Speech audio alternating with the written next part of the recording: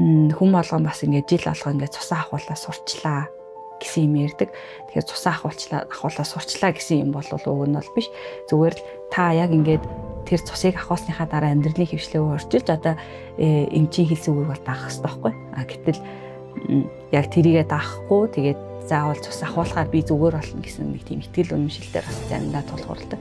Бүх насныхаа хамгийн их ирдэг зөв эмчилгээ шаарддаг зүйл бол одоо нуруу татах тий нурууны дискийн зүтгэлтүүд тий тэгээ нурууны одоо мэдрэл дарагдсанаас болоод юу одоо хөл рүүгээ батарч үтгийн тэнд ангинж өвдөх тий тэдгээр хүмүүс болгоосаа бүр нас харалсгүйгээр ирдэг.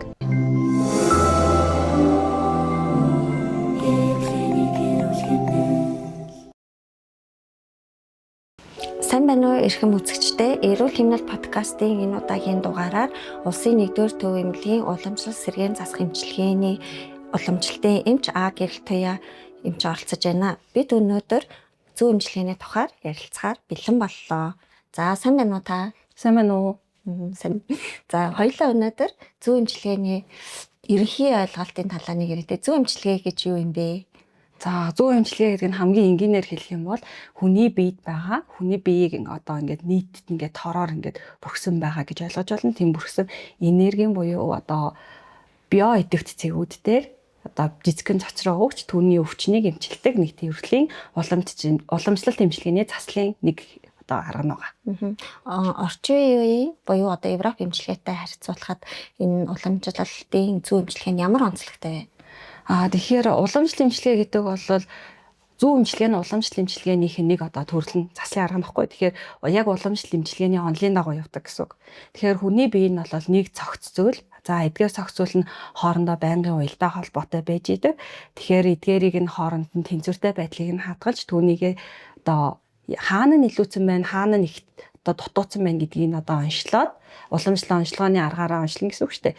Нөгөө харах, үзэх, хүрхтэй тэгээд үнэртэх гэдэг энэ дөрвөн онцлогооны аргаараа онцлоод тэгээд хүндээ тохирсон эмчилгээ хийдэг юм уламжлалт эмчилгээний нэг төрөл байгаа. Европ ангаах хоног бид бол мэдэн шүү дээ. Дүрс онцлогоо, лабораторийн шинжилгээ гэх мэтчлэн шинжилгээнүүдийг хийгээд тэдгээр дээр үндэслээд өвчнөө оншилдог тийм эмчилгээний төрөл байгаа. Тэгэхээр зөв эмчилгээ гэхээр нөгөө хүн дээр олон одоо зүүнний цэгүүд байдаг тий. Ер нь хүнд энэ хэдэн цэг байдаг вэ? Ер нь бол хүнд 365 цэг байдаг. Биологийн идэвхт цэг гэсэн үг. Тэгэхээр энийг зөв эмчилгээний хувьд бол 5,000-аас дээш жилийн түүхтэй гэж үздэг. Зөв эмчилгээг бол эртний эмчнэр судалж үзсээр агаад яг үүндээ бодож үзэх юм бол бид нар нэг цэг дээр хатгалаа эн чинь ч гэсэн цэг үстэй. Гэтэл яагаад ганцхан яг энэ дээр нь хатгахаар үр дүнтэй байгаа тань энэ дээр нь үр дүнгүй байгаа гэдгийг одоо өвчнөө олон мянган жилийн турш судалж гаргаж ирээд тэгээ хүний биеийн хэмжээстэй суйрлуулад одоо тохируулад тэгээд гаргаж ирсэн 365 цэг гэж ярьдаг байдаг. Тэгээд гэхдээ зарим ном бичигт бол 361 гэж ярьдаг. Тэгвэл хүмүүсээ энэ цэгүүд нь ер нь одоо олон зуун жил өөрчлөгддөг үү? Одоогоор өөрчлөгдөг байна. Тий.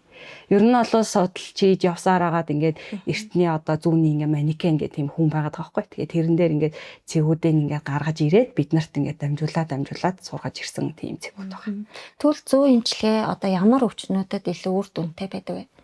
Зөв эмчилгээний өөрийнх нь үндсэн одоо эмчилгээний зарчим гэж байна. Ямар өвчнөд одоо илүү нэгдүгээр өвдөлт намдаах, хоёрдугаар тайвшруулах, гуравдугаар тэнцвэртэй байдалд оруулах.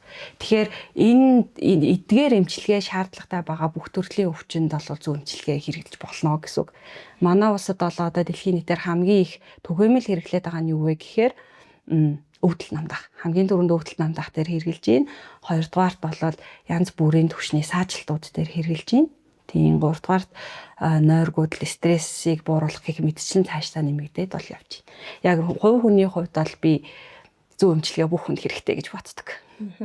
За тэгвэл өвдөлт намдаахад нөлөөлдөг гэж байна шүү дээ. Жишээлбэл ямар өвдөлтүүдийн үед үр дүнтэй эсвэл хамгийн хурдан одоо тий одоо тэр өвдөлт намдаах үйлчлэгийг үзүүлдэг вэ? Жишээлбэл одоо хамгийн түгээмэл одоо эмнэлзүүдэд тохиолддог нэг өвчин жоохон шинж тэмдэг. Ингээ хүзүүн гоёотох. Хүзүүн гоёотоод ингээд хаашаач хөдөлж чадахгүй болсон байгаа. Ингээ хүмүүс ирдэг. Тэр дээр ингүүд одоо тэр хүзүүтэй нөлөөтэй холбоотой хөлний цэгийг одоо нэг зүг тавьж өвчин намдааж шууд тэр дороо зүгээр болдог. Тийм өвдөл намдаах цэгүүд бол ер нь бол зөндөл байна л та. Гэтэ бидний хамгийн их мэддэг бүх хүн хэрэглээд байдаг. Гэтэ жирэмсэн эмэгтэйчүүд болгоомжтой хэрэглэх ёстой цэг бол одоо хөөгүү гэдэг цэг байдаг. Бид жоохон бахта шүүд өвтгöd эсрэг талынхаа энэ дээр дараарэ гэдэг штэ. Тэгээд эн чинь бол яг үнэхээр бол өвчин намдаах цэг мүү. Энэ дээр үнэхээр одоо хүчтэй дарж одоо яг энэ тэр бад дайрах, менчүүрэх, баг зэрэг хүн дөрөх одоо мэдрэмжийг өгснөөр өвдөлт ол намддаг. Тэгвэл за хүзүү гоёотаас гадна нуруу өвдөх эсвэл нуруунд татцсан байгаа үед бас хүмүүс энэ аргыг ашиглаж болох уу? Болно.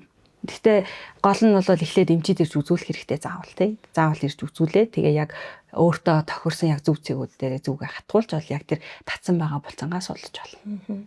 Тэгвэл нөгөө өвдөлт дундаас бас толгой өвдөлтийн үед Тийм толгой уламжлалтаар бол толгой өвдөлтийг бол 5 ангилж байгаа. Тэгэхээр тэрийн ямар үндэстэй 5 ангилж байгаа вэ гэхээр аль сувг судлаар явж байгаа вэ гэдгээс хамаарат ангилж байгаа. Тэгээд аль сувгийн өвдөлт байна гэдгээс битгэд цэгээ сонгож өвчнөө идэх гэсэн үг. За тэгвэл сая тайвшруулах гэж ярьжсэн шүү дээ.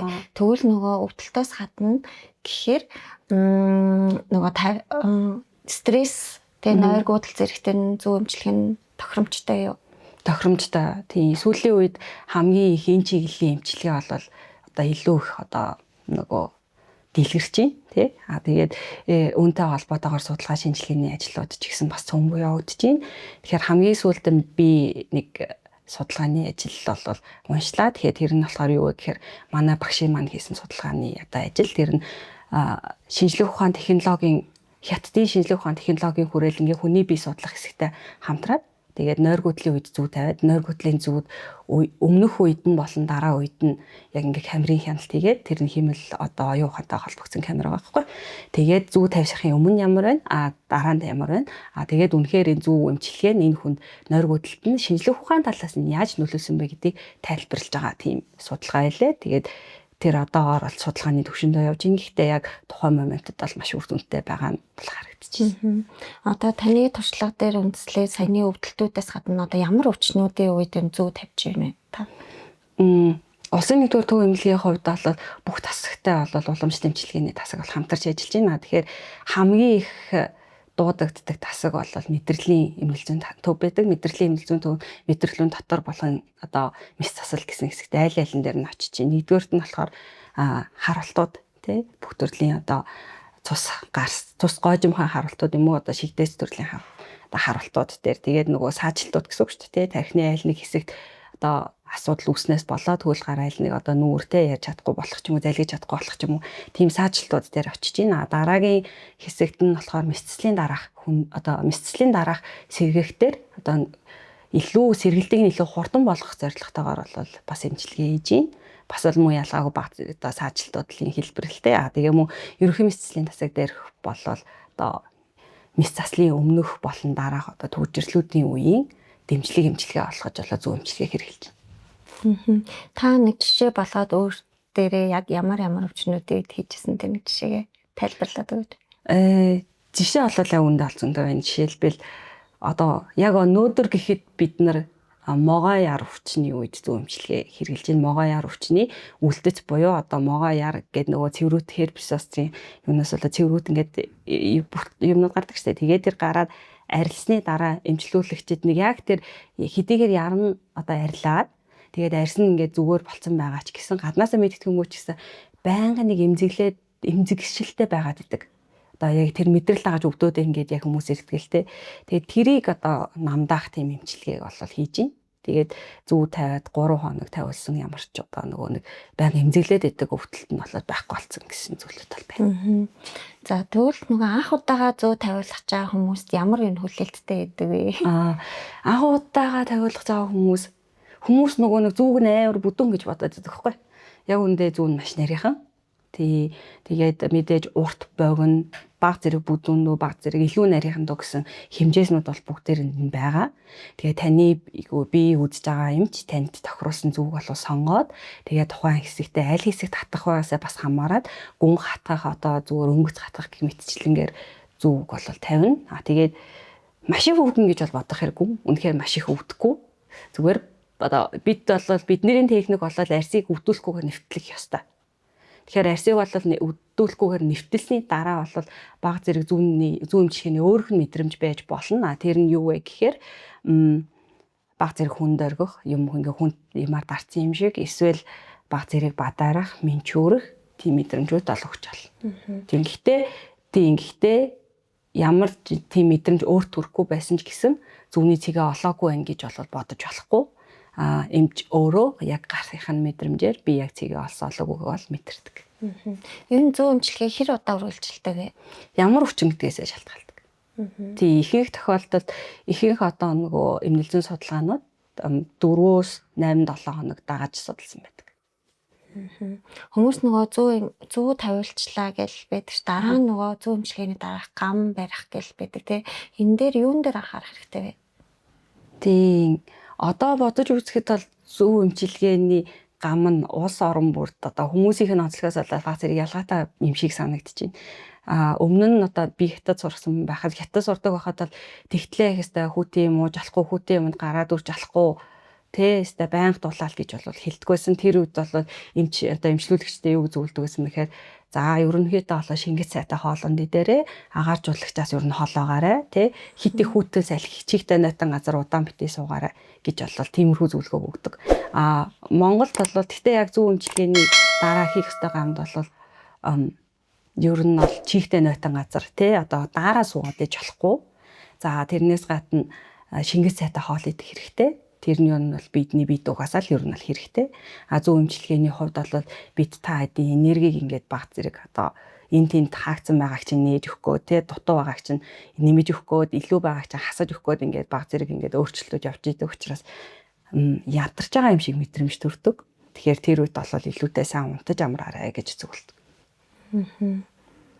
За энэ зүү эмчилгээний юм аюултай юу? Одоо хүмүүс нөгөө бас хатгаж байгаа юм чинь судсан ч юм уу мэдрэлийн ингээд одоо тэг гимтээчлээ гэх тийм аюулууд эрсдлүүд байдгүй. Эмч өөрөө яг бүр үнэхээр буруу ч юм уу санаатаагаар буруу ч юм уу хийгээ тохиолдолд бол мэдээж гэмтэл үүсэж болно. Гэхдээ мэдээж эмчнэр хизээж тэхгүй шүү дээ. Зүгээр л одоо таныг эмчлэе гэж бодож байгаа шүү дээ. Тийм учраас тийм эрсдэл харьцангуй бага. Зарим нэг тохиолдолд өнгөцсөн нөгөө нэг хялгсан судастай хараад тэгээд баг зэрэг хөхрөх, баг зэрэг цус гарах тохиолдлууд бол байдаг. Зүү эмчилгээ хийж болохгүй хүмүүс бас байдгүй. Зарим тохиолдолд бол байдаг. Нэгдүгээрт нь бол хит одоо халдвар төвчийн хит тархсан тийм хүнд бол зүү тавьж болохгүй. Одоо юу гэдгийг халдвар төвчнөр өвдөж байгаа бол тэрнээсээ болоод өндөр халуурч байгаа энэ төр бол зүү эмчилгээ төр зуртаа хоригддаг. Хоёрдугаарт нь зүү тавиулаад хэвтэж чадахгүй одоо тэр хөдөлгөөнгөний хэсэг хугацаанд хэвтэх ёстой шүү дээ. Тэрийг хийж чадахгүй хүмүүс бол хоригддаг. Жишээлбэл одоо согтуу хүмүүс тэгээд хэд их одоо нөгөө нэг сэтгцийн өөрчлөлттэй ингээ хэвтэж чадахгүй нэг олон хөдөлгөөнтэй гэх мэтчлэн зарим хүмүүст бол хоригддаг. Гэсэн хэдий ч бол яг тийм төрлийн хүчнүүдэд зүү тавьж байгаа кейсүүд бол зөндөө байгаа. Одоо орчин үеийн буюу Европ эмчилгээ, уламжлал эмчилгээ хоёрыг хослуулж одоо хүнд хэрэглэх нь ямар ашиг тустай вэ? Энэ бол үнэхээр одоо миний байнга бодож явдаг зүйл хэвгүй. Европ ангаах ухаан, уламжлалт ангаах ухаан гээ хоёлоо байж шít. Тэгмүүд Европ ангаах ухаан ч гэсэн өөрсдийн давуу тал, уламжлалт ангаах ухаан ч гэсэн өөрсдийн давуу тал. Бид энэ давуу талуудаа ашиглаад нийлүүлээд тухайн эмчлүүлэгчийг эрүүл болгох нь бидний гол зорилго байхгүй. Тэгэхээр уламж талаасаа яаж хамтарч болохоор нь Европ талаасаа яаж хамтарч болохоор нь гэдгийг хамтан хэрэгжүүлээд тухайн хүнийг эрүүл алгаад явах нь одоо нийт эмчнэрийн зорилго байх ёстой болов уу гэж боддог. Тэгээ хоёулаа нөгөө асуултуудаа жоохон өөрчлөөд хүмүүсийн нөгөө жоохон эргэлзээтэй байдаг асуултууд руу оръё л доо. Жишээ нь одоо ингээд хүмүүс нөгөө зүү эмчилгээ маш их өвддөг гэл та болохоор өвдөхгүй л гэлээ шүү дээ. Яг энэ тал дээр ингээд үнэхээр өвдөлт бол мэдэрнэ тий. Мэдрэхгүй байх хэвээр. Тий. Арсыг нэвтэлж байгаа тэр техник бол мэдрэгдэхгүй байх хэвээр байхгүй. Тэр ч айгу хурдан угаасаа хамгийн их өвдөл мэдрэх хэсэг чинь бидний арс ахгүй юу. Тэгээд яг арсыг ингээд энэ нэвтлэх үед ингээд удаан ингээд юм ингээд яах юм бол ингээд удаан л өвдөн шүү дээ. Тэр өвдөлтийг илүү мэдэрнэ шүү дээ. Зүгээр ингээд л өнгөрцөн байхад огт мэддэггүйгээр одоо тий. Өнгөрнө. Тэгэхээр өвдгөөд байвал тэр юм чи айгу буруу хийж байгаа гэж бодлоо. Тэр хүний зорилгоос л болох байх та. Тий. Яамаар байгаа юм бол тоо тий. Гэтэ зарим эмчлүүлэгчид уламж санах ухаанчин ялангуяа энэ зүүнний онолч өөрөө амар сонирхолтой байхгүй. Ингээд тгийх ёстой тийм ингээ онолууд байна тий. Тэгээд тэрийг тэр хүндээ тохируулж битгээд эмчилгээгээ хийж байгаа байхгүй. Тэнгүү зарим хүнд болоод заашгүй бас нэг тий нэг жоохон удаан зүү тавих ч юм уу эсвэл арай нэг баг зэрэг цочоог нь чанга өгөх ч юм уу тиймэрхүү одоо зүйл эмчинд байна гэж үзвэл одоо нөгөө нэг тэнцвэртэй байдал нь алдагдсан байгаа шүү дээ. Бид нар тэнцвэрт оруулах зорилготой шүү дээ. Тэгэж үзэх юм бол өөрөө тэгэл техникээс хамаарал хийн шүү дээ. Гэтэ зүгээр ер нь бол их тохиолдолд шууд өвдөлтгүйгээр аксиг нэвтлэх ёстой. Ер нь зөв эмчилгээ плацебо ч юм уу хүмүүс нөгөө айгу ихтгэл үнэмшилтэй хүмүүст арай илүү нөлөөлнө гэж ах. Ганцхан гэхдээ энэ зүүн дээр ярихдаггүй л гэж бодож штэ. Яагаад гэвэл угаасаа би одоо та бид хоёр эмчлүүлэгч эмчи харьцаатай байлаа гэж бодоход та намайг над дээр сонгож ирэхдээ за энэ эмч миний өвчнийг эдгэндэ гэж бодож ирвэл ер нь бол аль ч эмчтэр оцсон байлаа гэсэн эдгэн штэ. Сэтгэл санаа мэдээж нөлөөлдөг штэ. Гэтэл за энэ одоо ер нь бол эдгэх ч юм уугүй ч юм уу гэж бодоод за юутаач туршаад үзье гэвэл тэгэл нэг бас тий. Гэтэ мэдээж зарим тохиолдолд бол одоо нөгөө эмчийн уур чадвар шаардлагатай. Тэгээд энэ бол 50-50% гэж бодож байна. Яалчгүй зөв эмчилгээ хийснээр одоо зөв тавиулснаар ямар бодисууд нэмэгдэх вэ? Тэгээд тэр нь яг ингээ биологийн идэвхт одоо бодисуудыг чинь тэнцвэрт оруулаад хүнийг ингээд эдгэж ийна. Энэ бол шин тэмдгийн үнэхээр бууруулж ийна гэдэг нь одоо орчин үеийн шинжлэх ухааны аргаар зөндөө олон талаасаа нотлогдсон байна. Нэг удаа ингээд 150-аад эдгэрдэг өвчнөд байна уу? Хурц өвдөлтүүд ер нь бол шиг ялгаагүй л дөнгөс түрүү асуусан тий нөгөө нэг хүзүүгоо ятах тий нуруу татах. Тий өөр шууд одоо эдгэх юм гэх юм бол юу штэ нөгөө хатгах аргаар хоолой сөөсний үед хатгах аргаар жижиг нэг цэг тавиад тусал цус гаргаад хоолой ингээ онгойдог. Энэ бол шууд нөлөө өгцөлдөг. Тэгвэл нөгөө зөв эмчилгээ зөвхөн өвдөлтөнд одоо болж тавьдаг гэвэл үнэн үү? Үгүй шүү дээ. Өвдөлтөөс гадна өөрийнх нь арга нь болохоор өвдөлт намдаах, тайвшруулах, тэгээд тэнцвэрт оруулах гэсэн зорилго таахгүй. Тэгэхээр энэ чиглэлийн бүх одоо ийм юм л хийх хэрэгтэй бүх хүнд л одоо хэрэгтэй л гэсэн үг. Тэгэхээр нөгөө бүх уламжлалтын эмч нар энэ зүй тавьд юм уу? Ер нь бол уламжлалтын эмчнэр зүй тавьж болно гэж боддог. Угаасаа би тэгэхэд хичээлийнхээ одоо нөгөө төвшнөр ингээ бүх хичээлийг ингээ үзсэн байгаа шүү дээ.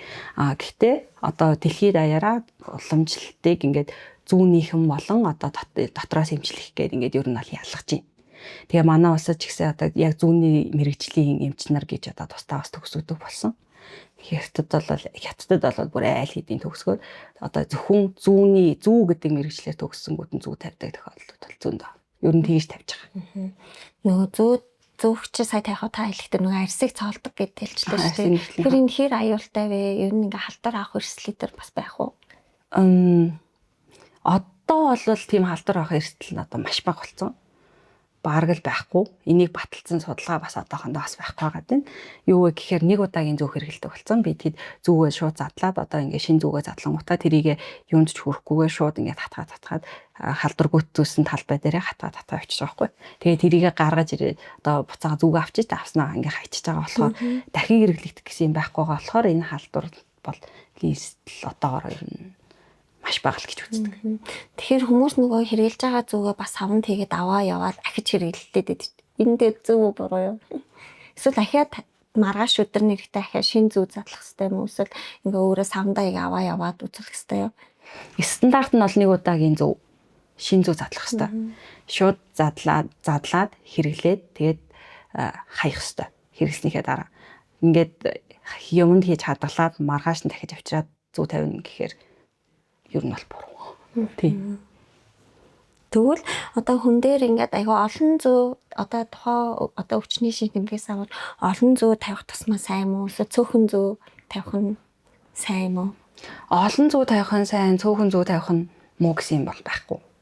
Тухайн эмчийн өөрийнх нь суурсан арга барил, эмчилгээний арга барил, хоёрдугаарт нь эмчлүүлэгчийн зовир шинж тэмдэг өвчний байдлаас хамаарна. Тэнгүүд нөгөө бас ингээ биднийг харахаар имлэг дээр нөгөө жоох настай хүмүүсээ зөөх тавилж байгаа харагдаад байдаг шүү дээ. Тэгэхээр илүү энэ хүмүүст илүү үйлчлэгээ үзүүлдэг юм уу? Тэр хүмүүс нь илүү ихтгэл үнэмшилтэй юм болов? Тэ? Яг үндэ болол хүүхдэд зүү тавилж болно. Хинч зүү тавилж болно. Жирэмсэн хүн бас болохгүй гэдэг тий. Тий, жирэмсний одоо хүн одоо нөгөө эрсдэлтэй сарууд энэ төр гэж байдаг ш тас тий. Тэгээ тэрнээс гадна жирэмсэн хүнд хэрглэж болохгүй зүүнний цэгүүд гэдэг угаасаа бас ингэж байж идэг. Тэгэхээр тэдгэрийг хэрэглэхгүй л гэсэн. Одоо бас нөгөө хүмүүс нэг эмчтэр ингээ эмчилгээ хийхээр амар үр дүнтэй. Тэгээ өөр эмчтэр үзсэн чинь тэр эмч айгаа үр дүнгүй байна гэл. Юу иймэрхүү кейсүүд энэ гартгаа тухайн өвчнөөсөө хамаардгүй. Нэтгэл үнэмшлийн асуудал тэгээд эмчийн ур чадрын асуудал яригдах хаа энэ дээр бол тийм мэдээж болол яг өөрийнхөө итгэдэг эмчдэрээ эмчилгээ хийлгээд яваад үргэлжлээд яваад байвал үр дүн мэдээж бас сайн байна. Яг гэвэл эмч өөрөө чинь бүр тэр эхлэх цэгээс нь эхлээ мэдчихэж байгаа байхгүй юу? За ихэн үедээ ингэжсэн да дунд үедээ ингэжсэн да одоо ингэндэ гэдэг ингээ мэднэ гэсэн. Яг хоо шинэ эмчдэр би таалагдахгүй миний эмчилгээ хангалттай биш юм шиг санагдаад дараагийн эмчтэр мэдээж очиж болно шүү дээ. Тэгээд өөрөө итгэл үнэмшлийн дагуу байх хэрэгтэй л. Бас нэг хүмүүс ингэдэж нөгөө зөв эмчилгээ хийлгэсний дараа ингээл нөгөө одоо тэтсэн эвгөөрхээ тэгэл тэр нь илүү ингээд аягаа эрчмийн ингээд сайжруулаад бие цэвэрлэгдэж чинь гэж ойлгоод байдаг ш. Энэ юм хэрэг үнэмшилтэй шууд утгаараа бол тэгж ойлгож болохгүй л дээ. Тэр чи ямар ч нөхцөл гэж бодож байна. Гэхдээ зөвхөн зөв эмчилгээ бол хүний бодис солилцоог идэвхжүүлэх одоо таны биед байгаа үндсэн энерги чинь болол ямар нэг өөрчлөлтөд оруулж байгаа нь бол үнэ. Тэгээ нөгөө зүг чинь бас нөгөө Аз одоо хятадас ч юм уу гаралтай гэдэг чинь. Тэгвэл энэ нөгөө ийм Аз хүмүүст ч юм уу илүү тохиромжтой эмчилгээ арай илүү Аз хүмүүс тохирдог гэл яригдаад байдаг үнэ. Тий. Уг нь бол хүний бие чинь нэг л зүйл шүү дээ, тий. Бид нар хар арьстай байна уу, Африкт амьдарч байна уу, эсвэл Монголд амьдарч байна уу, шар арьстай байна уу, Европт амьдарч байна уу, цагаан арьстай байна уу гэдгээс үл хамааран хүний бие чинь нэг зүрхтэй, тэгээ уушигтай, элхтэй гэх мэт яг адилхан баг. Тэгэхээр яг тийм юм бол байхгүй. Зүгээр сүүлийн үед бол бүр нөгөө нэг барууны орнуудад Америк, Европ тий нэгдгээр орнууд зүүн эмчилгээ бүр нэлээд дэлгэрч эхэлж байгаа. Тэгээд энэ нь болохоор одоо ногоо эмчилгээ буюу ямар ч гаж нөлөөгүй, байгаль орчинд хор нөлөөгүй тийм эмчилгээ байгаа учраас гээд илүү их дэлгэрч байгаа. Тэднэр ч гэсэн ялгаагүй үр дүнтэй байгаа тухай судалгаанууд л зөндөл. Одоо заавал нөө зүүн эмчилгээ гэхгүй нөгөө бид нарт бас нөгөө уламжилт гэхээр зөвхөн зүйл санаа дараад идэв штэ. Тэмүүд өөр одоо ингээд нөгөө төөнүүр тавих маах ч юм ингээд олон эмчилгээ гэдэг штэ. Тэр төөнүүр эдэр нь яг ямар өвчний үед хэрэгэлтэй юм болоо? Зүүн төөнүүртэйгээ ер нь бол хамт явдаг. Одоо бид нар ингээд мэрэгчлэл төгсөхдөө зүү төөнүүр бариацлын эмч гэдэг яг мэрэгчлийн одоо үг нь тэр байгаа.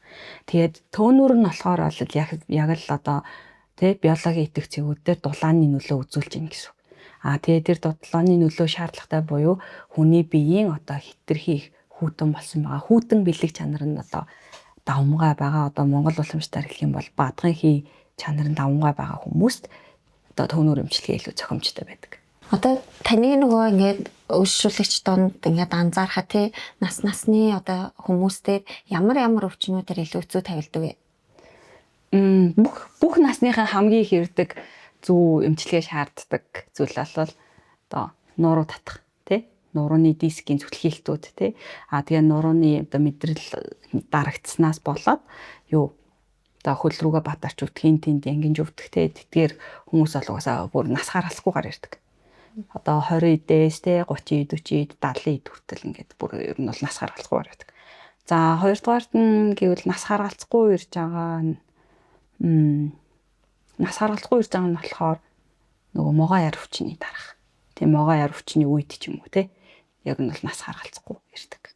Хэрвээ нас харгалзсан гэж бодох юм бол одоогийн миний туршлагаар бол хүүхдүүд их хөвчлэн одоо өсвөр насныхан болон одоо бага ангийн хүүхдүүд энэ төр нөгөө шүүн шээх, орондоо шээх гэдэг дээр бол ирдэг. За хоёрдугаарт нь гэвэл зарим хүүхдүүд нөгөө нэг хит нэг хөдөлгөөнтэй хүүхдүүд гэж байдаг штэ. Тэгээд ингээд ерөөсөө яахгүй. Тийм хүмүүс бол нэг хаяа нэг ирдэг. Тийм. За тэгээд дундаж насныхан бол хоол боловсруулах системийн асуудлуудтай байгаад байна. Ходоод суналтууд байгаад байна. тэд нар бол бас айгүй хэрдэг. Манай ахмад настнуудны хувьд бол ихэвчлэн нөгөө булчингийн янз янзын чангарлууд тэгээд толгой өвдөх, тэгээд одоо шээс задгаарах, өтгөн хатах гэх мэтчлэнгүүдээр бол маш хэрдэг. Зүгээр эмнэлэгт хэвтэж байгаа одоо стационарын эмчилүүлэгч нарын хувьд бол бүх насныхан байна. Тэгээд бид ихэвчлэн бүх төрлийн саажилтууд, өвдөл, намдаах дээр ирдэг. Тэгээд зогсолт. Тэгээд ямар ч эмтэр хэрэглээд зогсохгүй байгаа. Зогсолтод намдахгүй байгаа зогсоод л байгаа.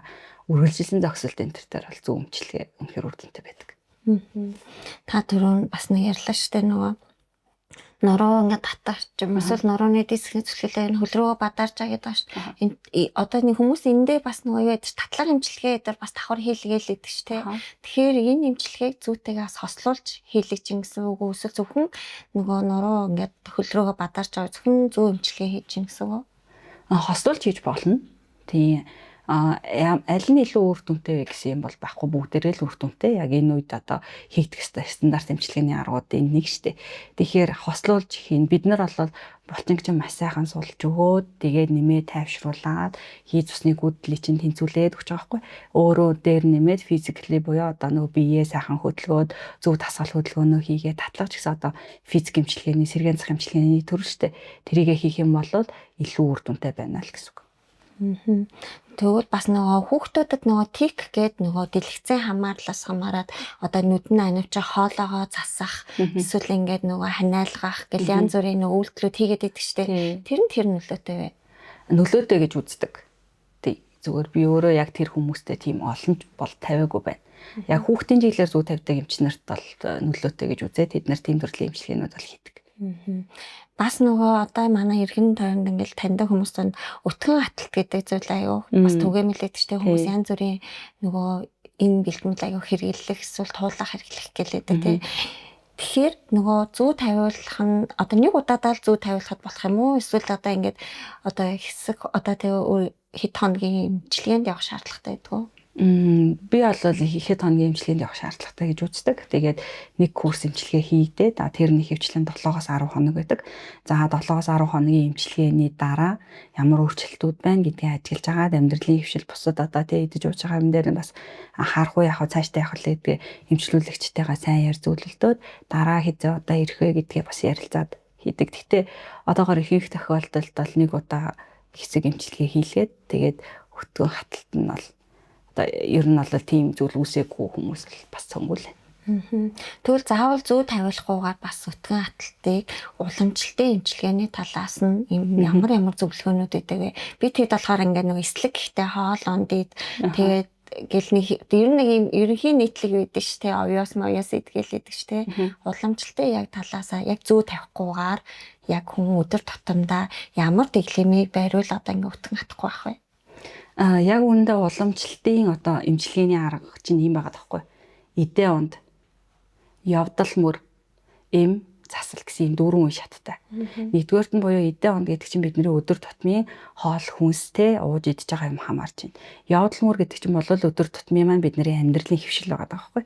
Тэнгүүд эм гэдэг чинь одоо бид нар мэдэн штэ тан эм, талах эм ингээд уламжлалтын одоо нөгөө өв сургамлаар хийсэн одоо тийм чадaltaй тусгай чадaltaй ургамлуудаар хийсэн эмийг хэлээд байгаа. Засал гэдэгт нь болохоор барай засал, бомб засал, хатгуур засал одоо юу гэдэг төөнөр засал, туулгах засал, бөөлжүүлэх засал гэж зөндөө олон заслууд байгаа шүү дээ. Тэр заслуудыг хэлж байгаа. Тэгэхээр би тэгэд эдэн онд явдал мөрөө эдэн ондаараа засаж чадахгүй байх юм бол явдал мөрөдлөөгөө анхаарна гэсэн. Явдал мөрөдлөөрөө засаж чадахгүй бол эм рүү анхаарна гэсэн. Эмээ одоо үнэхээр болохгүй байвал одоо ингээд заслаа хийнэ гэсэн үг. Гэтэ орчин үеэр нь бол бүгдийн л хостолж хийж ийн л да. Тэгээд мэдээж бол хоол хүнсээ яг зөв зохистой хэрэглэх хэрэгтэй. Одоо хангалттай шингэнэ өдөрт ууж явах хэрэгтэй. Тэгээд одоо юу гэдэг нэг уухта бүр хитрхийх уухгүй байх хэрэгтэй. Тэгээд хит хүүтэн ус уухгүй байх хэрэгтэй. Аль болох ер нь бол тасалгааны температур юм уу тэрнээс бага зэрэг бүлэнд усыг ууж явах хэрэгтэй гэх мэтчлэн тэгээд мэдээж ислэг ихтэй хүнс буюу одоо шингэж сайтай хоол хүнд идэх хэрэгтэй гэдэг чинь ялгаагүй л бас уламжлалтын Европ гэлтгүүл нэг л зүйл юм л та. Тэгээд тохирсон тасгал хөдөлгөөнийг өөртөө хийх хэрэгтэй гэх мэтчлэн одоо сүүлийн үед бол алхах Тэгээ одоо гүүхэн хэрэгтэй юу, алхах нь хэрэгтэй юу гэдэг судалгаанууд ер нь л зөндөх яригдаад шүү дээ. Тэнгүүд ингээд интервалтай алхах буюу эсвэл зүгээр ингээд өөрийнхөө хурднаас харьцангуй хурдтайгаар алхах нь биеийн бүх одоо булчингуудад ингээд нөлөө үзүүлж тэгээд тэрүүгээрээ одоо биеийг одоо сайжруулж байна. Зөндөө олон гайх одоо хэрэгтэй үр дүнгууд байна гэдэг байгаа даа шүү дээ, тий. Тэгэхээр тиймэрхүү зүйлтер болол яг бас уламж Европ гэлгүүгээр нэг л зүйлийг ярьж байгаа. Та сая нэг ингээ ус уухтай холбоотой юм ирсэн шүү дээ. Гэтэл нөө зарим хүмүүс нөө хоолны өмнө ус ууж болд юм уу? Эсвэл хооллохоос өмнө одоо 30 минут юм уух хэрэгтэй юм уу? Эсвэл хоолтойгоо хамт ингээд цай тавиад хооллож болох юм уу?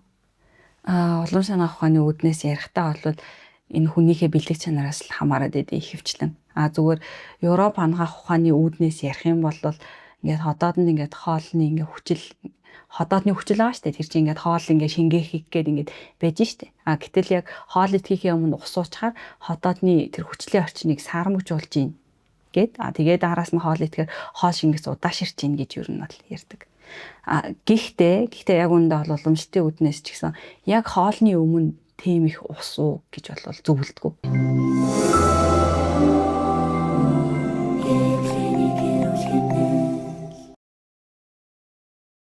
Түрүү хоёлаа бас нөгөө өтгөн хаталт ярьсан шүү дээ. Тэгэхээр нөгөө сайн удаг хүний одоо өтгөн хаттдаггүй гэсэн үг үү? Шууд тийж ойлгож болохгүй л дээ.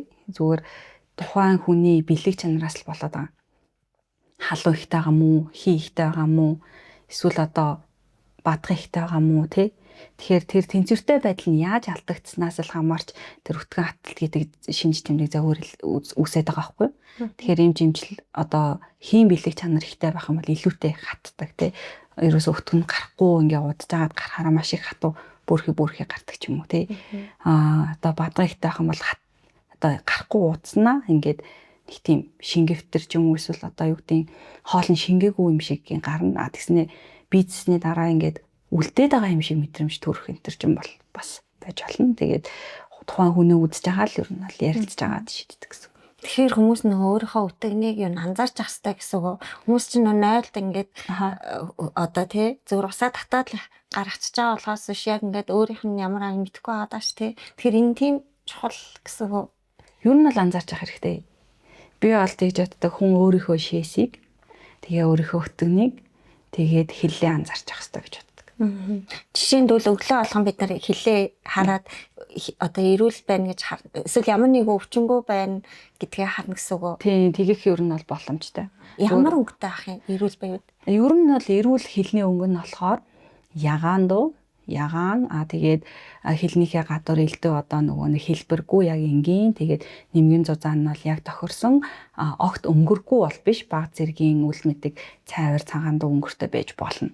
Энийг бол эрүүл гэдэг. Тэгээд хүүхдийн хиллүүд ер нь бол хүүхдүүдийн хиллүүдийг ер нь тийм байдаг.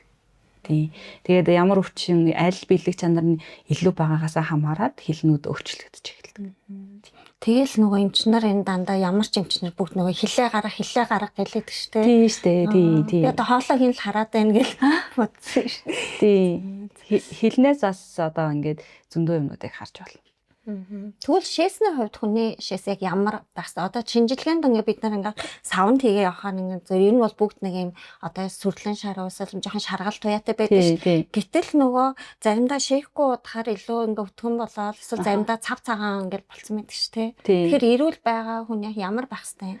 Тэгээ шээсийг бид нар өглөөний хамгийн ихний шээсийг хардаг байхгүй. Өглөөний хамгийн ихний шээс нь болохоор тухайн хүний одоо ямар байгааг илэрхийлэх боломжтой шээс гэж уламж санаа авахд үзээд.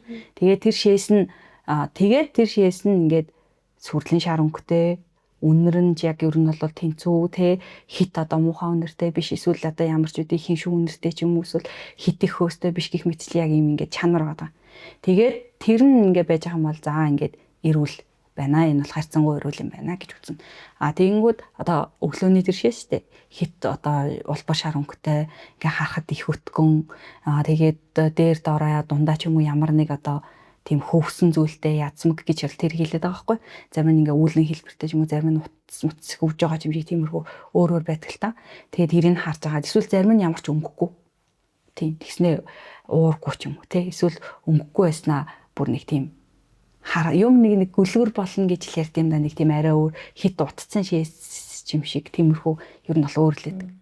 Тэгэхээр хэвийн нөхцөл бид нар одоо өөрийнхөөгөө анзаараа гэвэл зүгээр энэ жоохон өнөргөө тэгээд өнөр нь яг дундчил шээсэн өнөртэй байна гэсэн. Хит хурц биш. Огт өнөргөө байж бас болохгүй шүү дээ. Тий. Юм ер нь одоо уламж санаа ухааны чинь гол зорилго нь ингээд хааш бүгдээрээ тэнцвэртэй байцгаая. Ялангуяа зөв эмчилгээ бол таны биеийг ингээд тэнцвүүлье. Таны нөгөө 12 тэ эргэтэн сувг хэрцээ чинь бүгдээр ингээд шинжилж агаад тэгээд тэндээсээ цэгүүдээ сонгож байгаа таны биеийг тэнцвэртэй болгоё гэсэн зорилготой байхгүй. Тэгэхээр бүх зүйл ингээд тэнцвэртэй л ах хэрэгтэй гэсэн. Огт өнөргөө байж бас болохгүй, огт өнгөгүй байж бас болохгүй, тэ? Яг л одоо эрүүл гэдэг нь угаасаа ингээд харагдталтай ер нь бол харьцангуй эрүүл байна да гэдэг нь бол шээснээс л харагддаг. Та сая ингээд нөгөө одоо уламж шанхаа арга бэлэг гэдээрэд энэ тэгэхээр нөгөө хүн наадах нь болохоор нөгөө хий шар бадган гэдгээ хэлээд байна уу тийм бэлэг чанар гэдэг нь бол хий шар бадган гэдгээ хэлээд байгаа. Хий юу шар уу тий бэлэг үү хүнд бол энэ гуруула байгаа штэ. Тэгэнгүүт аль нь илүү их байгаагаас хамаараад хийн чанартай, шарын чанартай, одоо батганы шин чанартай гэж хэлээд байна. Хүмүүс бас нөгөө гэрээрээ ингээд идэж чинь хоолой нүвдөхөөр нөгөө хурууныхаа энийг ингээд хатгаад ингээд цусмас гаргаад идэж штэ. Тэрийг одоо гэрээ нөхцөлд ингээд өөрөө дур мэдэж юм уу гэрээхэндээ ингээд хийх нь зөв юм уу? Ер нь тэр үнэхээр юм нөгөө хоолой өвдөлтөнд одоо дөнгөж хоолой өвдөж байгаа хүмүүс гэх юм. Зөв үү? Ер нь бол зөвлөдгөө. Тэрийг гэртээ өөртөө зөв эмчилгээ болон гэртээ өөртөө дор мэдэж эмчилгээ хийхийг ер нь бол зөвлөдгөө. Гэтэ энийг гадуур хүмүүс аягүй хийгээд байдаг. Гадуур хүмүүс маш их хийгээд. Гэтэ яг нөлөөлт юм уу? Яг үнэхээр холон өвдөлт нь. Яг зөв цэгээ хадж чадвал нөлөөлдөг. Тийм. Тэгээ нөгөө цусын нөгөө шахаж гаргаад идэх шүү дээ. Тийм, муусын гаргаж ийн гэдэг идэх шүү дээ. Тийм. Нөлөөллийн хувьд бол нөлөө байгаа. Тийм. Гэхдээ зүгээр гэртээ хүн болгон дур мэдээж одоо дур мэдээд хийгээд ахыг болов зөвшөөрдөг. Одоо эмийг ч гэсэн эмчийн заавраар угаасай тий эмчилгээг ч гэсэн яг эмчийн заавраар яг зөв мэрэгжлийн хүнээр нь хийлгээсэй гэдэг одоо баримт чиглэлийг баримталдаг гэх юм. Түрүүн бас нөгөө булчин чангарсуу тэрэлдэг гэдэг ш. Тэнгүүл нөгөө бид нар ингээд одоо өдөржингөө ингээд нүүрний булчингаар ингээд хөдлөл янз бүр ярьж байгаа ш. Тэгэхээр нөгөө гоо сайхны чанартайгаар хүмүүс ингээд нүүрнийхээ булчин судлах зорилгоор энэ зүй тавиулж болдог. Тийм. Одоо жишээлбэл ингээд булчин хэд чангараад нэг тал руугаа далих ч юм уу эсвэл нэг тал нь суларсаас болоод зүгээр хэвэн байгаа тал руугаа татагдах юм байдаг шүү дээ. Тэр бол эмчилгээний төрлийн ингээ зөв эмчилгээ байгаа байхгүй. Тэгэнгүүт яг тэрэн шиг биш зүгээр энгийн одоо захын мэтрэлүүдийн чинь сэргээг сувг хэрцүүдийн чинь тэнцвэртэй болгоод ингээд гоо сайхны байдлаар нүрийн чинь үргөх те одоо өвчлээг тэнэлгэх тиймэрхүү зөв эмчилгээнүүд бол ойрд маш их одоо дэлгэрч байна. Хүмүүс маш үр дүнтэй байна гэдэг эмчилгээ бол байнга хэлэгдэг. Тэгвэл нөгөө зүүнээс гадна түрүү хайлаа төөнүүр гэж яриадсэн шүү дээ. Тэгвэл хүмүүс нөгөө чих шуугах муугах ч юм уу толгоо эргэх үед нь ямар эмчилгээний илүү үр дүнтэй дээ. Тэгэл ялгаагүй үзэж байгаа шийдэн дээ. Гэхдээ чихийг болохоор бөөрийн цэцэг гэж үздэг. Юу гэсэн үг вэ гэхээр бөөр гэдэг эргэтэн чихээ гэж чихтэй чинь одоо хамааралтай гэсэн утга, илүүтэй их хамааралтай гэсэн үг. Тэгэхээр хэрвээ чих ингээд шуугаад дээ чих ингээд нэг тийм өөр болоод байдаг шүү дээ. Ингээд дүлэрчийн юм шиг нэг тийм болоод байгаа тохиолдолд бид нар бөөрөө арчилж болно. Бөөрөө арчлаад бөөрөө одоо дулаалаад ингээд үргэлж тэр зөөрөд бол багасдаг. Өөр саяных шиг жижиг болох өөр юм холбоотой эргэтнүүд юу байдаг вэ? Ер нь бол бидний эргэтнүүд бүгдээрээ л хоорондоо холбоотой тий. Одоо бөөрийн цэцэг нь одоо чих тий одоо элегний цэцэг нь бол нүд, уушигны цэцэг нь бол хамар тий дэлгүүрний цэцэг нь бол уруул, зүрхний цэцэг нь бол хэл гэдэг ингээд ер нь бол хэлдэг. Тэгээд эдгээр эргэтнүүдэд бид нар яг уу одоо энэ эдгээр эргэтнүүдэд одоо ямар нэг өөрчлөлт байх юм бол энэ эргэтнүүдтэй одоо холбоотой эргэтнүүдтэй хамгийн анхны одоо дохиогоо илүүтэй их мэдрэгдэх хандлагатай л гэсэн үг. Гэхдээ ганцхан одоо хамар зүг зүгээр байхад уушиг зүг зүгээр байна гэсэн үг бол бас биш шүү дээ. Бүгдээрээ л хоорондоо холбоотой юм чинь. Одоо таныхаар танд өөрчлүүлж байгаа хүмүүстээр ингээд анхаарах ёстой ийм өвчнүүдэд тий уламжлалтын ч юм уу эмчилгээ үр дүнгээ өгдөг гэдэг ямар одоо тий өвчнүүд байна вэ? Хамгийн нэгдүгээрт бол бүх төрлийн саажилт. За энэ саажилтууд дээр уламж дэмчилгээ ялангуяа зөв эмчилгээ үнэхээр үр дүнтэй байдаг. За хоёрдугаарт бол өвдөлтүүд тий ямар ч төрлийн өвдөлтүүд байж болно. Мэдрэл дарагдлын өвдөлтүүд ч юм уу эсвэл одоо ингээд тэг бүр яг мэдрэл нь үнэхээр дарагдсан байвал бас одоо үннээ хэлээ тий би одоо тэр бүтцийг өөрчилж чадахгүй. Зүгээр би тэр хэсэгт зүү тавьснаа тэр өвдөлтийг бол хэсэг хугацаанд намдаж чадна. Үнэхээр их өөрчлөгдсөн бүтцийн өөрчлөлтийг бол яг бүтцийн өөрчлөлтөө засах ёстой буюу одоо мэдсэлийн аргаар эмчилүүлээд тэгээ тэрнээс гарч байгаа одоо нэг өөр зөөрөд үлдсэн зөөрөд энэ төр штэ тэрийгээ зөв эмчилгээтэй хавсраад илүү хурдан сайжрах эдгэх боломжтой. Тэгээ би эмчилүүлэгчтэй өөр нь бол хэлдэг л дээ зөв эмчилгээ одоо ямарваа нэг эмчилгээ чинь ингээд нэгдүгээр зорилго нь бол ялангуяа одоо энэ харалтын дараах үлдцүүдээр эсвэл ингээд харвчаад тэгээд ингээд нэлээ олон жил болцсон энэ хүмүүс ингээд зүй тавилдаг. Тэгээд тэрдгээр юу гэж хэлдэг вэ? Тэр хүмүүстэй нэгдүгээр зорилго маань бол таны энэ одоо жил болгон бидний бие хөгшөрч байгаа штэ. Та өнөөдөр эмчилгээ хийхгүй яваад ах юм бол дараа жил энээсээс муу болно штэ. Энэ ч угаасаа байгалийн хууль. Тэгэхээр бид нэр энийг чинь найлуулах удаашруулах гэж оролдож байна. Нэгдүгээр зорилго. Хоёрдугаар зорилго бол одоо эдгэх боломж байна уу? Энэ дээр нь тогтоох боломж байна уу гэж оролдож байна. Гуравдугаар зорилго нь одоо эрт эхэлж чадсан энэ төр байх ч юм уу тийм тохиолдолд эдгэх гэдэг ийм гурван зорилгоор одоо ялангуяа харалтын дараах хүмүүстээр бол эмчилгээ хийж хийж байгаа. Тэгэхээр нөгөө харавсан хүмүүс бол ер нь даруй ер нь зөв эмчилгээнд орох шаардлагатай юу эсвэл одоо таны хэлдгээр жилийн дараа ч юм уу нэгэнт ингээ удацсан харин ирээд жоохон удаан илүү шаардлагатай байдаг гэж шүү дээ. Тэгэхээр ер нь хэдийн хугацаанд ер нь хандах шаардлагатай байдаг вэ? Ер нь бол харсан тэ хүмүүс одоо нэгэн саажилт үүссэн байгаа бол боломжтой хурднараа л эхлэх хэрэгтэй. Тийм амин үзүүлэлтүүд нь хэр доктортой байна тий. Одоо даралт нь хэр байгаад байна, амьсгалын тоон хэр байгаад байна, өөр ямар нэг зөөрүүд байна уу тий. Тэдгээр нь одоо ерөнхийдөө доктортой байхад бол шууд зөв эмчилгээг бол эхэлсэн дээр. Тий. Одоо харалтын хугацаанд жугаасаа эхний 3 сар дотор бол хамгийн хурдан сэрэх боломжтой.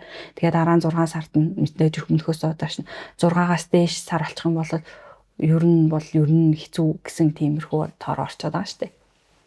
Тэгэхээр нэг нь одоо харуулт тэр өвчнөөр өвдсөн, ажиллагдсан тэгээд эмчилгээ шаардлагатай саажилтууд үүссэн байгаа бол боломжийн хурднаараа эхлэх хэрэгтэй. Тэгээд түрүүн бас хэлсэн шүү дээ нөгөө нэгдүгээрт нь бол таны энэ одоо нөгөө өвчний чинь одоо нэгэнт ингээд саацсан байгааг чи удаашруулах. За доктортой байлгах. Тэгээд эдгэх гэсэн одоо зорилготойгоор эмчилгээ явж шít. Тэгэхээр хэрвээ одоо ингээд яг ингээ хаар усчаад тэгээд янз бүрийн нөхөн сэргээх эмчилгээ хийлгэж чадахгүйгээр ингээ хэсэг болцсон байлаа гэж бодсон шít. Жил өнгөрцөн ч юм уу 2 жил өнгөрцөн ч юм уу. Тийм хүмүүс золоо зүү тавилж болно мэдээж. Гэхдээ үр дүн нь одоо дөнгөж тавилсан хүнийг олол хизээж гүцэхгүй. Сэргэлт нь бол одоо арай одоо таны ингээд энэ жоохон ингээд булчингийн хатан гэршил те одоо юудын хөдөлгөөнгүй байгаа байдлыг чинь удаашруулж гин үг гэхээс биш тэрийг яг ингээд зүгээр шууд эдгээ чинь гэсэн боломж бол байхгүй гэж л үздэг те. Эдгээр хүмүүс нь тэгвэл нөгөө эмнэлэг тавьдахгүйгээр одоо яаж одоо эмнэлэгт хандаж энэ эмчилгээнүүдийг авах боломжтой байдаг вэ? Манай эмнэлгийн хувьд бол өдрийн эмчилгээгээр тэ ирээд үзүүлээд тэгээд өдрийн эмчилгээнд бол хамрагдаж болдог. Тэгэхээр өглөөд одоо эмчтэйгээ цагаа тохирч ирээд тэгээд эмчилгээгээ хийлгчээд гэртээ хараад байх. Одоо тиймэрхүү өдрлийн эмчилгээ улсын эмнэлгүүдийн хувьд бол ер нь байгаа хаа. Тэгээ хувийн эмнэлгүүд бас манай улсад бол уламжлалт чиглэлээр ялангуяа маш сайн одоо хөгжиж байгаа шүү дээ тий. Тэгэхээр тэдгээр хүмүүстээр бас очиод хийлгэж болно. Гэтэ нэг юм бүх зүйл дээр л яригддаг л да. Одоо яг ингээд хэлсний дагуу тэ надаас хамаарах юм а би хийн эмчилүүлэгчээс хамаарах юм а өөрөө хийн. Тэгээ яг тогтсон цаг хугацаанд тогтмолоор одоо хариуцлагатайгаар эмчилгээгээ хийлгэх гэдэг нь эмчилгээний үр дүнд маш их нөлөөтэй. Тэр яг бас эмчилүүлэгч өөрөө сайн бодох хэрэгтэй. Тэгвэл уламжлалтын эмчилгээнд бас сүүлийн үед ингээл нөгөө хүчил төрөгчийн эмчилгээ дээр хэлээд ш тэ. Энэ эмчилгээ нь яг үнэхээр одоо хүн ямар өвчнүүдийн үед нэг одоо тэр үр дүнтэй байдгийг уламжлалтын эмчилгээнд бол хүчил төрөгчийн эмчилгээ гэж юу нь бол ярьдаг шүү дээ. Гэхдээ зүгээр ер нь бол хүчил төрөгчийн эмчилгээ гэдэг чинь хүнд хүчил төрөгч хэрэгтэй. Биднэрт хүчил төрөгч ер нь бол байнга л дутагдж байгаа шүү дээ. Ялангуяа хот суурин газрын хүмүүстэй. Тэгэхээр энэ нь бол цусны эргэлтийг сайжруулж нөгөө нэг цуснд дах эсэлтэн ангижрах урвалыг одоо илүүтэй одоо хасах нэмхийн тэнцэхэд л илүү их туслана гэсэн үг байхгүй. Тэгэхээр одоо нөгөө нэг саажилттай хүмүүст болоо саажилтынх нь эмчилгээнд нэмэр олоод одоо саажилт нь илүү хурдан багасгах, шарах хэдрэлтийг түргэсгэх гэтэргээд тиймэрхүү одоо эмчилгээний үр дүнгууд байна л да. Тэгвэл өөр уламжлалтай ч самнуу, шивнүүр тэгээд цус ханах манах гэлээ штэ. Тэгвэл энэ эмчилгээ болгон дээр нь та яг ямар өвчний үед нь илүү энэ ингээд илүү ашиглагддаг эсвэл хүмүүс ийм эмнэлгийн үед энэ эмчилгээний илүү үр дүнтэй байдаг гэдгийг нэг жишээ болгоод бас бүртээр нэг хэлээд өгч. Сүүлийн үед ингээд нөгөө хүмүүс цусаа өгчхөөр ингээд би хануур эмчилгээ хийлэгчлээ гэдэг юм ингээд бодоод байгаа. Би эсвэл бас ингэж яриад байгаа. Би хануур хийлэхийн оронд цусны төвдөр очиод цусаа өгчий. Ялгаагүй би цусаа өгсөн юм чинь энэ надад эмчилгээ болж байгаа өстэй гэсэн юм бас яригадаад байгаа. Үнэндээ бол үгүй. За яагаад үгүй гэж хэлж байгаа вэ гэхээр уламжлалын хануур эмчилгээ хийхийн тулд бид нар нөгөө ялгах там уулгадаг. Цустаа одоо муу цус сайн цусыг чи ялгаж одоо тэр хэрэгтэй яг ханах байгаа судас руугаа илүүтэй тэр бохирдолтой одоо одоо муу гэж үзэж байгаа цусыг чинь тийшээ ингээ явуулдаг байхгүй. Тэгээд хандаг. Тэгэж ханахад тэр цусны өнгө нь бүр угаасаа илэрхийн ондоо байдаг. Тэгээд заавал их цус гаргахтаа гол нь биш. Таны өвчнөд уялдсан. Тэгээд эмч өөрөө таныг үзсэн дүгнэлтээр хэрэг хэмжээтэй цус ямар өнгөтэй цус те гарах вэ? Одоо аль үүд нь би зогсоох вэ гэдгээ юм чи өөрийнхөө одоо туршлага тэ мэдлэг чадвараас хамаарат болов шийднэ гэсэн. Тэгээд хүн болгон бас ингээд жил алга ингээд цусаа ахуулаа сурчлаа гэсэн юм ярьдаг. Тэгэхээр цусаа ахуулаа сурчлаа гэсэн юм бол уг нь бол биш. Зүгээр л та яг ингээд тэр цусыг ахуулсныхаа дараа амьдралын хөвшлөө өөрчилж одоо эмчийн хэлсэн үгийг бол даах хэрэгтэй байхгүй.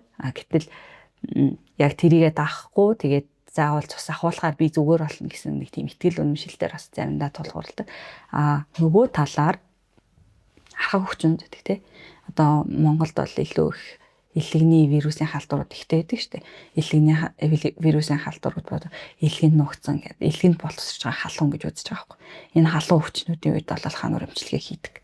Ер нь бол цус гаргах эмчилгээнүүд, цус ингээ гаргаж байгаа эмчилгээнүүд ихэвчлэн бол халуун төрөлтөө ордог. Халуун чанарын нь одоо юу гэдэг нь шарын бэлэг чанар нь ихсэн байгаа үед эдгээр эмчилгээг хийдгээ гэсэн үг. Тэгээд эдгээр нь бас ингээд улиралтай. Тэгээд бас ингээд яг хийхээ өмнө өдөр судар тий одоо жил тэгээд бусад өөр асууж болох шаардлагатай юмнуудыг асууж агаад тэгээ хийдэг. Шууд одоо ингээд цусаа өгчлөө би хануулчлаа гэсэн ойлголт бол хизээж байх боломжгүй. Тэгвэл саяны ярьсанчлаа уламжлалт эмчилгээг одоо хийхэд тохиромжтой улирал гэж байна уу? Зөв эмчилгээний хувьд бол яг тэр улиралт хийн гэсэн юм бол байхгүй. За хануур эмчилгээний хувьд бол хаврын улиралт, намрын улиралтай бол хийхийг зөвлөдөг. Зарим ер нь бол яг хийдэг улирлууд нь бол тэр улирал. За самнуур, шивүүр энэ төр гэдэг те тэдгээр нь бол бүр яг за тэр улирал заавал хийх ёстой гэсэн юм бол байдаггүй. Төөнүүрийн хувьд ямар вэ? Төөнүүрийн хувьд бол ямар ч үед хийж болно. Тийм. Тухайн одоо үнэхээр одоо төөнүүрлэх шаардлагатай тий одоо ингээд бөөр бэлхүүсээр нь маш их хүүтэй орогддог, гар хөлн байн хүүтэй орогддог ч юм уу тий одоо ингээд ядраад идэг тий эсвэл ингээд үргэлж энд жоохон янгинаад идэг энэ төр байх юм бол төөнүүр эмчилгээг бол хийж болно. Нөгөө одоо ингээ бороо орохоор ч юм уу эсвэл ингээд хүмүүс нөгөө өвдөг үе мөч ингээ янгинаад нэг өвдөд нэгэдэг шүү дээ. Тэгэхээр тэр хүмүүстээ энэ төөнүүр эмчилгээ үр дүнтэй байх уу эсвэл энэ яг энэнийг одоо энэ тавгүй байгаа шинж тэмдэгт нөлөөлөх үү? Тэгэхээр энэ бас л яг л эмчид үзүүлж жишээд нь бид одоо ингээд амар их янгинаад шүү дээ. Ингээ янгинаад байна. Гэтэл энэ янгиналт нь хүүднээс болоод янгинаад байгаа мó эсвэл халуунаас болоод янгинаад байгаа мó дотор тал нь халуун юм байгаад гадна талаа худлаагаас хүүтийн имлрээд байгаа юм болов гэдгээ эмчи шийд. Тэгээд дэрийг үзэж байгаа хүмүүс айгүй их бас ингээд дор мэдэж хийдгэлтэй. Тэгээд эмчнэр бол зөвлөгөө өгөхдөө яг өөрөө чинь мэдж байгаа учраас өөрөө чи үзээд энэ хүн маань яг бөөрний жоохон хүүтэндээ дээ. Тэгэхээр энэ хүнд нь бол нэг тэ 10-аас 15 минут төөнүүр хийхэд бол хангалттай да. Өөр бусад хэсгийн төөн хэрэггүй дээ. Гэтэл төөнүүрийг бас ингээд тим шимж эмдэг илэрч байгаа юм шиг мөртлөө халуун одоо нөгөө талаар юу гэж хэлээ хэм бэ үрвсэлтэй тэ одоо өвдөгний үрвсэл явагдаад тах чинь нэмээд төөнүүдэж болохгүй гэсэн үг байхгүй. Тэгэхээр заавал үзүүлж ижил шийд. Тэгвэл уламжлалт эмчилгээ саяны 100 төөнүүр одоо самнуу шивүүргээс гадна одоо тий өөр ямар эмчилгээнүүд бидээ зөндөл хагалтай. Тийм бөөлжүүлэлт Монголд одоо хэрэглэгддэг эмчилгээнүүд гээд одоо тан уух ч бас орно шүү дээ тий. Эмийн эмчилгээнүүд те одоо эмийн эмчилгээ буюу одоо бүх төрлийн тан те одоо талхан, тосон, архин гэл ингээл эмнүүдийн ингээд төрлөө л да. За тэгээд эмнүүд ууж байгаа. За хоёрдугаарт нь бол энэ бариа засал тий. Тэгээд бомб засал. За дараа нь төөнүүр засал. Тэгээ зүү засал, зүү эмчилгээ. За тэрнээс гадна дэвтээлэг засал. Тэгээ бүүлжүүлэг засал. Туулгах засал. Тэгээд эдгээр эмчилгээнүүдийг болол их хвчлэн бол ер нь түгээмлэр хэрэгжилж байгаа. Тэгвэл нөгөө одоо бомбыг чинь хүмүүс гэртээ ингээд нөгөө ингээ нэг аппараттай тэг өөрсдөө ингээд дур мэдээл хийгээд ч эсвэл одоо бид нар ингээд одоо сувлалт ч юм уу тэгэхээр ингээд бүх хүмүүс бомб тавиад байдаг штэ галтай бомб ингээд яг тэр бомб яг хүнд яаж нөлөөлдөг ер нь ингээд гэртээ ингэж тавих нь бас зөв юм уу? Бас ингээ улаахад илүү сайн маа ингээл хүмүүсүүд ингээл нөгөө улаалгачдаг штэ дараа нь хөрцөн байдаг штэ. Тийм энэ талаар яриа дөгөөч. Тийм гэрийн нөхцөлд угаасаа манай Монгол улсын иргэд ч одоо ерөнхийдөө ялангуяа бүр Азийн улс орнуудад бол гэрийн нөхцөлд ингээ татдаг бомб энэ төр янз бүрийн бомб тавьдаг. Бомб тавьж болно. Одоогоор бол хамгийн одоо харьцангуй аюулгүй байгаа тий эмчилгээний одоо шинж тэмдэг бууруулах нэг заслын нэг болчиход байгаа байхгүй. Тэгэнгүүт бомб тавихаар бол гол нь бол булчин судлах тий булчин судлах тэм зорилготой булчин судлах. Тэгээд бомбыг ингээ тайсны дараа заримдаа хит хүчтэй татагдсан ч юм уу эсвэл зүгээр өөний ингийн татагдсан байсан ч арьсан дээрх өнгөнүүд бас өөрчлөгдсөн байдаг тий. Тэгээд зарим хүнд бол маш гүн өнгөтэй болцсон байдаг. Тэгээд зарим хүнд болохоор зүгээр энгийн яг автар улаавтар энэ төр болцсон байгаа гэдэг. Тэгээд тэр нь хэр хурдан арилж байгаа вэ? Тэ одоо би одоо ингээд бомб тавьчлаа нуруунд дээрээ бомб тавьчихжээ. Тэгээд ангаа харсан чинь ерөнхийдөө чинээлийн ягаанд өнгөтэй болчихжээ. Энэ чинээлийн ягаанд өнгө нь хэр хурдан арилж байгаа вэ гэдэг нь таны цусны эргэлт, хий цусны эргэлт хэр хурдан байгаа вэ? Янз бүрийн зөксөнгөшл байна уугүй гэдэгтэй ч орлоо шууд хамааралтай. Юуны өнгө бомб тавьсны дараах татсны дараах тэр хэсэг газрын өнгө нь хэр их гүн байна? Тэр нь танд хүүтний зүйл буюу одоо тэр хэсгийг чинь болчин төдий чинээний маш их чангарсан байна л гэсэн үг. Тэгвэл ийм бомб тавьсны дараа ямар нэгэн одоо арчилгаа өдр байх уу? Ялгаагүй л бас уламжлалын төвний засал учраас бомб тавьсны дараа хүмүүс бол аль болох ерөнхийдөө дулаахан байна. Тийм тэрийг л бол илүүтэй цагтдаг. Тэгээд бомб эмчилгээ бол яг хэсэг хугацааны л яг ингээд өвчин намдаах тий одоо ингээд тэр чангарлыг сулруулах арга байгаа даахгүй. Хэрвээ бид нар тэрийг бусад эмчилгээнийхээ аргатай хослуулж хэрэглэх юм бол илүү үр дүнтэй. Одоо яг зөв сонголтын тасалбаруудтайгаа эсвэл зөв бариа засал эмчилгээтэйгээ эсвэл одоо бариа засал зүгээ хослуулах ч юм уу тиймэрхүү байх юм бол урт хугацааны үр дүнтэй гэсэн үг. Хоёлаа эргээд нөгөө зөв эмчилгээнийхээ талаар нэг асуулт байна л та. Эргээд тэндээ оръё. За тэгвэл нөгөө луугийн үнсэлтгээ кинон дээр нөгөө чиглэлээ одоо ингээд тухайн нөгөө өрсөлдөгчийнхөө одоо ингээд тэг зүү тавиад тухайн үед төлөвлөнгө болгочихж штэ. Таныг яг хүмүүс яг энэ талаар асуудаг байхтаа үнэхээр энэ нөрөө өнөхөр зүү эмчилгээ нь хүнийг ингээд хөдөлгөөнгөө болгох юм чадвартай юу эсвэл яг хүн тодорхой мөчөд ингээд зогсоочдгоо. Ер нь бол боломжтой гэж одоо би хариулдаг. Ер нь бол боломжтой.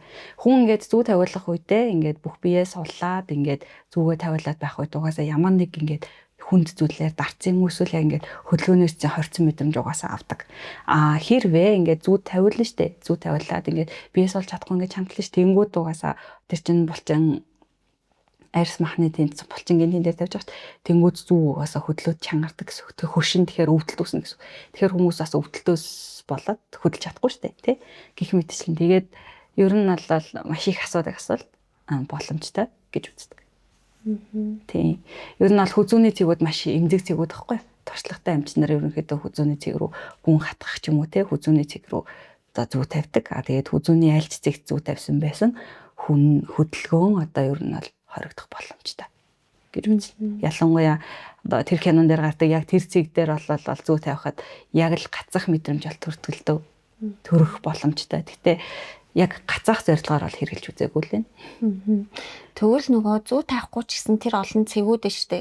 Тэнгүүд хүн нөгөө ямар нэгэн өвдөлтийн үед өөр дээрээ ингээд гэрээ нөхцөлт те одоо интернетээс ч юм уу хараад ингээд цэг мэгээ энэ дээр ингээд дарж марвал тэр өөрчлөл нь хүнд одоо илэрхүү. Илэрнэ штэ, илэрнэ.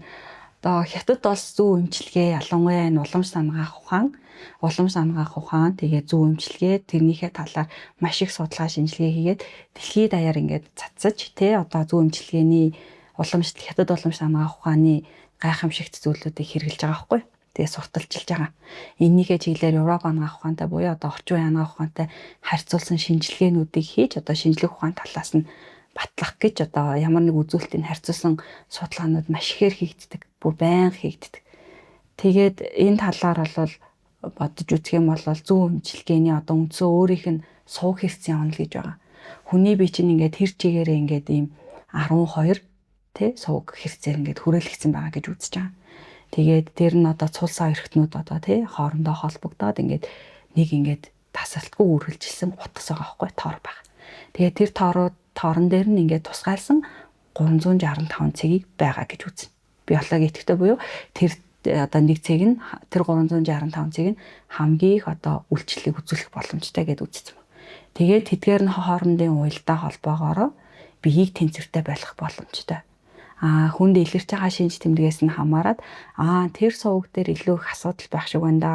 Энэ сувг дээр нь жоохон нэмээд өгчвөл гоё болох юм байна да гэдэг тийм имийг одоо эмч нь үзээд шийдээд тэгээд эмчилгээг нь хийдэг гэсэн. Тэгээд яг эдгээр нь яг л ингээл хүний бие дээр ингээ байгаа учраас хүн гэрийн нөхцөл тэрийг илэх, тэгээ баг зэрэг төөнөх, жоохон дарах энэ гэх мэтчлэн зөөр одоо гих мэтлэн одоо юм хийснээр одоо үйлдэлүүдийг хийснээр өөрт илэрч байгаа зарим нэг шинж тэмдгүүдэд бууруулж байна. Тэгвэл одоо ойрын одоо хүн болгон тохиолддог тий яг ингээд ажил дээр хаа толгой молгоо ингээд өвдөх эсвэл одоо ингээд маргааш нь ч юм ингээд шартах байдлаар ч юм уу толгой молгоо өвдөн штэ тэр үед одоо ямар цэгэн дээр би ингээд дарвал миний ингээд толгой өвдөлт гайгүй болох уу тий ингээд зөвлөд надад одоо хэлвэл зүгээр энгийн толгой өвдөх шартцын толгой өвдөх хоёр чинь жоохон ялгаатай байгаа. Тий хэрвээ бид нар одоо шаардсан гэж бодно шүү дээ. Шарттаад толгой маань өвдөж байгаа тохиолдолд бидгээд хамгийн түрүүнд бол нөгөө захын одоо хордлоготой буюу муу цуснуудаа гаргах гадагшлуулах гэх юм уу да тий. Нөгөө өндөгнүүдээ хатгах хэрэгтэй. Өөр хатгах юм уу? Эсвэл зүгээр дарах юм уу? Дарж болно. Ер нь бол өндөг хатгаж тусал цус гаргах гэдэг бол эмчилгээ бол байдаг. Зүгээр тэрнээс гадна өөрийнхөө одоо хүний зүү саналыг эцэг байгаа байхгүй. Тэгээ тэр нь бол хоол боловсруулахыг дэмжих хоол боловсруулахыг тэнцвэртэй байлгах одоодны одоо тийм сувгаа. Тэгээд энийг бол ингээд дарж те ингээд хүндүүд байна угаасаа. Чангарсан хүндүүд байдаг. Тэр нь хөлөнд байдаг өвдгнөөс доошох 3 цунт. Тэгээд яг ингээд хажуу талын одоо шилбэний ясны хажуу тал байдаг. Хүмүүс ер нь бол яг ингээд ихэвчлэн ихэнх хүмүүс бол мэддэг. Хуруугаа яг өвдгөний хоохроосоо доошоо тавьж агаад яг юу яагаад үзэхээр тэмдээд үзэхээр хамгийн угаасаа өөр одоо нэг баг зэрэг хатуутаа тэгээд нэг болцон нэг чангарсан юм шиг яг нэг тийм байдаг. Тэндээ ингээд сайн аллах хийх юм бол тэр шартаад байгаа мэдрэмж багасах бол магадaltaй. Тэгээд толгой өвдөлтийн хамгийн түгээмэл угаасаа сонгодог цэг бол одоо нөгөө энэ хэсэгт байдаг шүү дээ. Одоо энэ за энэ чинь монголоор өгдөглээ. Таян гэдэг одоо цэг байдаг. Тэгээд тэн дээр болоод ингээд чамархан дээд хэсэг дээр ингээд илээ. Тэгээд ингээд дарж болол өвдөлтөө намдах болбол илнэ. Хурууныхаа өндгөр илнэ гэсэн. Гэтэ хүмүүс яг ингээд толгоогоо өвдөхөөр л өөрөө ирэхгүй л яг ийшээгээ явдаг шүү дээ. Тэгэл эндээ явахаар энд чинь бол яг нөгөө нэг таян гэдэг цэг чинь байгаа байхгүй. Тэгээд энийг ингээд харьцангуй тавьшраад өвдөлт намддаг тий. Тэгээд даг зэсгээ ингээд хоошоо илдэг тий. Тиймэрхүү эмчилгээний одоо гэртээ өөртөө хэрэглэх өөрийгөө арай нэг 50 байдалд оруулж болох цэгүүд гээл тийм байна. Нойр хүрэхгүй бол хэрэгжилж болдог тийм цэг байна уу? Одоо хурдан унтахын тулд хурдан унтахын тулд хамгийн одоо миний илүүтэй их зөвлөдөг зүйл гэвэл үсээ сайн самнах гэж хэлдэг. Тэгээ үсээ сайн самнаад тайвшруулад тэгээд энэ одоо чамархан хэсгүүдээ ч гэсэн бас сайн самнаад энэ хэсэгт бол нойр гуйталтай холбоотой маш их цэгүүд бол байдаг. Хоёр талд нь гэсэн. Тий, хоёр талаар нь. Ер нь бол үсээ яг ингээ бүтнээр нь ингээд толгоо хуухаасаа ингээд яаж өгөх нь бол бүх одоо мэдрэлийн цэгүүдийг чинь ингээд тайвшруулад өөрөө чинь сайхан унтахад туслалноо гэсэн. За уламжлалтын та бол уламжлалтын эмч шүү дээ. Тэгвэл таны зүгээс одоо тэг хүмүүс ч юм уу бусдад хандаж хэлэхэд одоо ийм байвал зүгээр одоо тэг ингэ зөвлөх тийм зөвлөмж байна уу? Ер нь уламжлалтын эмч, ер нь бол эмчийн зүгээс одоо хүмүүст хандаж хэлэх нэг юм байна. Тэр нь юу вэ гэхээр эмч таны асуудлын 40%-ийг та 60%-ийг хариуцна. Ерөнхийдөө бол тэгж үздэг. Тэгэхээр танаас ч гэсэн зөндөө их зүйл шалтгаална. Тэгэхээр эмч хэдийгээр хичээгээд байгаа ч эргэн та өөрөө хичээхгүй байх юм бол эмчилгээ бүр дөнгөө байх магадaltaй. Угаасаа боломжтой тэгнэ. Одоо жишээлбэл та бити хүүтөө суугаад таны хотоодны чинь одоо галын илч муу байна гэд ах чинь л мөстөө бас байн гуугаал тэгснэ над дээр эмчилгээ хийлгээд байвал одоо ямар ч хүртэхгүй шүү дээ. Тий. Гэх мэтчлэн өөрөөс хамаарах юм а ч гэсэн та ухамсарлаж сайн хийдэг байгаасаа бид ч гэсэн таны эрүүл мэндийг үргэлжлүүлэн сайн байлгахын тулд ингээ хичээж ажилладаг шүү гэдгийг бол хэлмээр байна. За хоёрдугаарт нь гэвэл уламж дангаах ухаан, Европ ангаах ухаан буюу одоо орчин цагийн ангаах ухаан өөр өөрийн давуу талтай. Энэ давуу талаа хамтран одоо хэрэгжилж би бас түрүүн яг хитурдчихсан таныг ингээд эдгэх ингээд зорилготой. Тийм учраас уламжлалт илүү сайн эсвэл Европ илүү сайн гэдэг зүйл бол байхгүй. Хоёулаа л таныг эдгэх зорилготой. Тэгэхээр энэ хоёрын хэрэгтэй талуудыг бид нэр нийлүүлж байгаа таныг эрүү сайн сайхан сэтгэл амар хайцангуу ингээд урт удаан амьдрахт чинь тусалж байна л гэсэн. Нэг жил хэлмээр байна. Бидний урилгыг хүлээн авч энэ үнэтэй гой зөвлөгөөнүүдийг өгсөн танд баярлалаа.